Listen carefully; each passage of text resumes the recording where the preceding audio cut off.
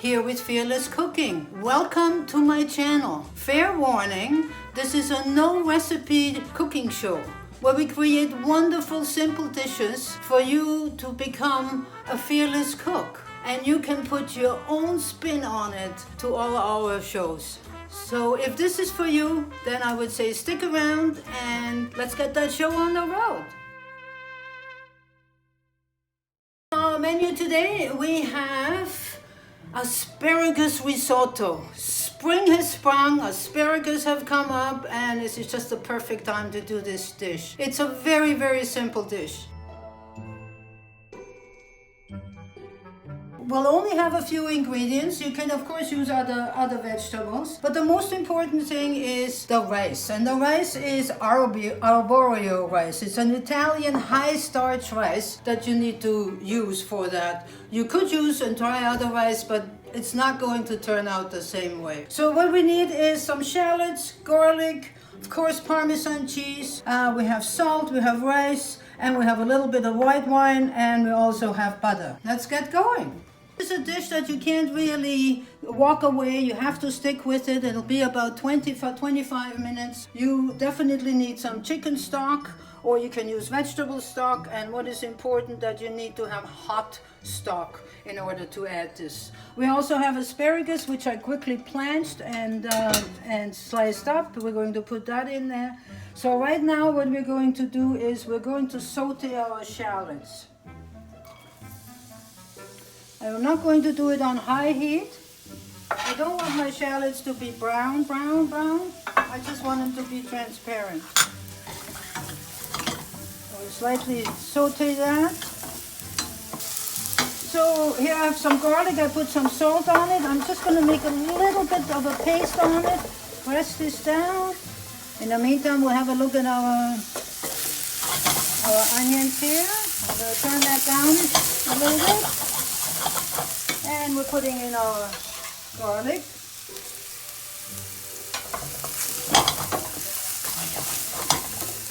Okay, another little few seconds here.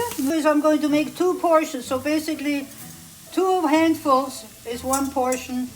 And it's just the 2 of us, a little bit more, that's all we need. The important part is that I need to toast my rice.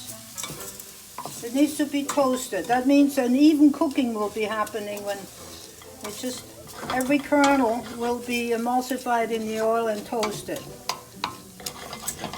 Toast it about a minute or so, and before you put the stock in, you put some white wine in.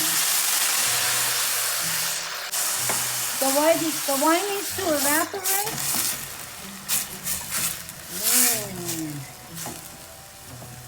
Just keep on. Give it a minute or so. This is good wine. That's the wine that you would be drinking. Now that I see the starch is already starting to come out, and that's what we want. It's a high starch rice that needs to get creamy. Just about there. I have here about 6 cups of the chicken stock.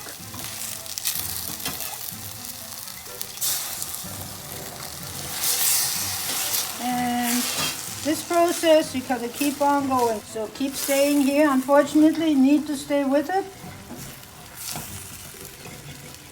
Rice is starting to take on the stock.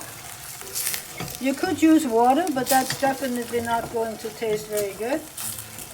But in emergency, you can always use some bouillons if you needed to. Not that I'm for it, but because it's easy to make a chicken stock. If you don't know how to make chicken stock, I made a video on that as well, and I will put it below in the description box, the link for you to follow. So we're going to keep on putting this in.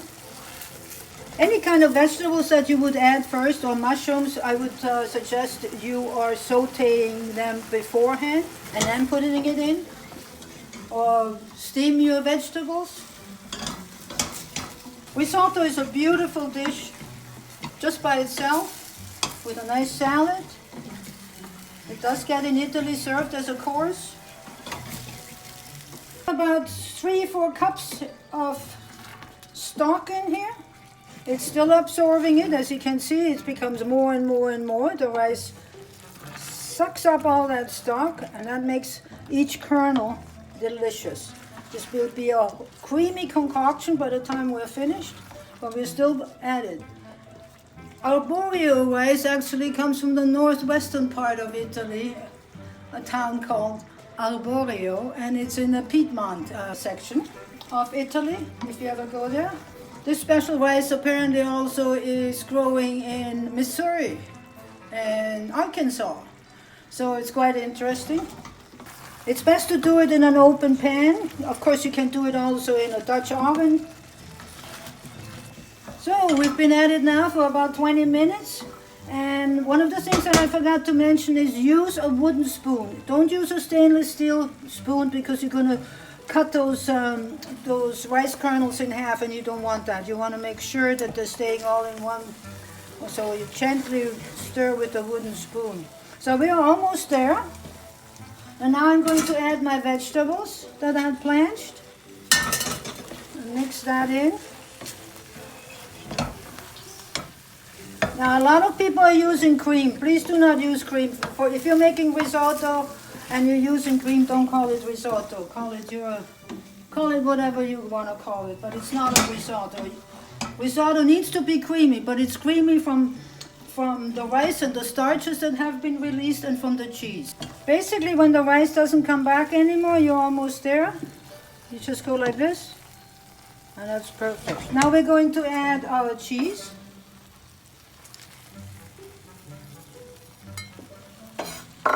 And I also have some lemon, a preserved lemon in this case. Again, if you want to know the link, will be one below for you if you like to try it. I also like to put a little bit of nutmeg in my risotto. That's sort of a, apparently is top secret Italian thing. Very beautiful. The next thing that I'm going to do is put a couple of blobs of butter in there. Butter makes everything better. But please use butter. Don't use any artificial margarine, things like that. See how creamy it's getting now? Oh, it's fantastic. I'm going to turn this off now. Put some of my parsley in. Of course, you can put mint, coriander, anything you have in the house. Mint would be lovely, but I don't have any today. And that's just about it. We're ready to serve that. One more thing we need to do, and I'll give it a little taste test. Oh. It's still a little bit al dente, but it's not hard. Beautiful. See how creamy this is? Oh. Fantastic. Just to know everybody knows it's asparagus. We need some cheese here and a little bit of olive oil. Makes everything even more better. So here we are. A beautiful asparagus spring risotto. Absolutely gorgeous. Very easy for you to put your spin on it in your home, and I would be very much interested how that's going. Maybe send me a picture, comment, share, like, and follow. Remember to be fearless in your kitchen.